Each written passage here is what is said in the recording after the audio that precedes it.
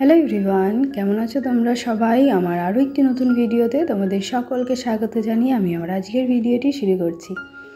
আর আজকের সকালবেলাতেই ভিডিওটি শুরু করলাম। আর এখন দেখো সব কাজ সেরে চলে আসলাম রান্নাঘরে। তো এখন বসাবো চা। তো আমি যেটা করি রাত্রিবেলায় সব কিছু ধুয়ে মুছে রেখে দিই, বাসনপত্র ধুয়ে তারপরে গ্যাস ওভেনটাকেও মুছে রাখি।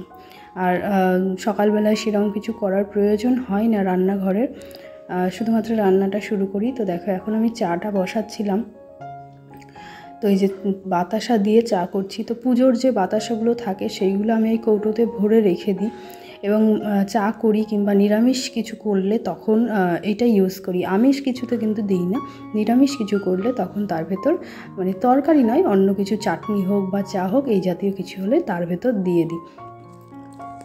তো দেখো তারপরে কিছুক্ষণ পরে চা পাতা দিলাম। আর এরপর আমি যেটা করব, সকালে রান্নাটা এখনই করে রাখবো, কেননা একটু বেরোবো।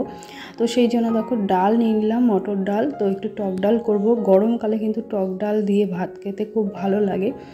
আর সেই জন্যই মাঝে মাঝে টক ডালটা করা হয় এখন। আর এদিকে আমার চাটাও করা হয়ে গেছে। তো চাটা নামিয়ে তারপরে ডালটা বসিয়ে দেবো। তো চা খেতে খেতে ডালটা সেদ্ধ হয়ে যাবে এবং তারপরে স্নান করে পুজো টুজো করে তারপরে আবার রান্নাঘরে আসবো। তো এদিকে দেখো চাটা নিয়ে নিচ্ছি। তো আমাদের তিনজনের জন্যই চাটা করেছি, মেয়েও খাবে, মেয়েও যেহেতু যাবে আমাদের সাথে।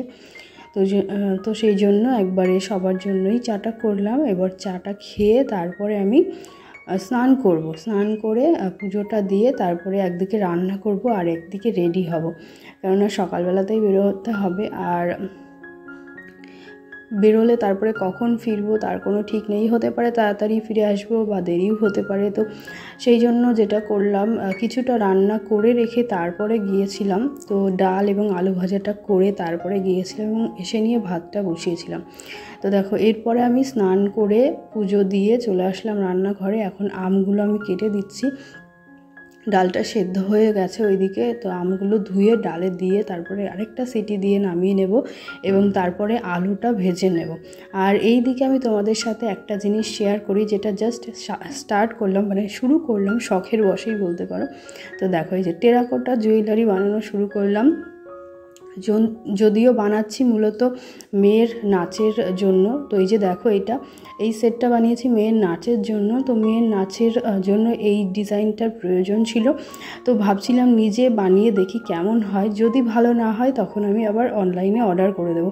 তো নিজে বানালাম, এরপরে এগুলোকে পোড়াতে হবে, পুড়িয়ে তারপরে কালার করতে হবে।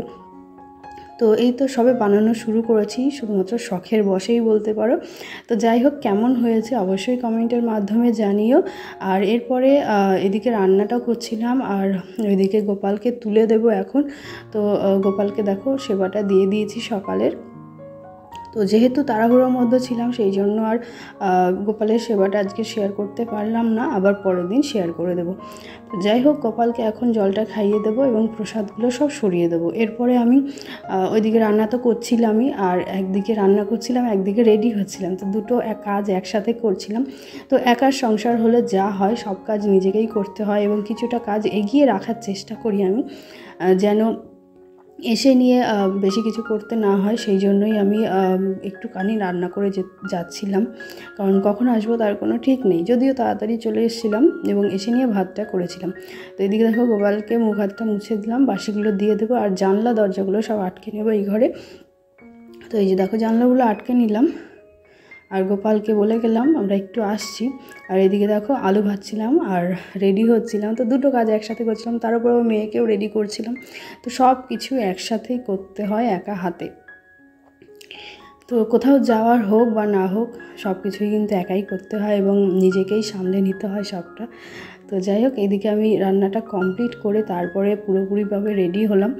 আর রেডি হয়ে এই যে দেখো তোমাদের সাথে ভিডিওটা শেষ করার জন্য আসলাম। তো যাই হোক, এই ছিল আমার আজকের সকালের ছোট্ট একটা ভিডিওটি যদি তোমাদের ভালো লাগে তাহলে অবশ্যই একটা লাইক করে দিও, কমেন্ট করে দিও। আর আজকের মতো ভিডিওটি আমি এখানেই শেষ করছি। সবাই খুব ভালো থেকো, সুস্থ থেকো, tata, bye bye, Radhe Radhe.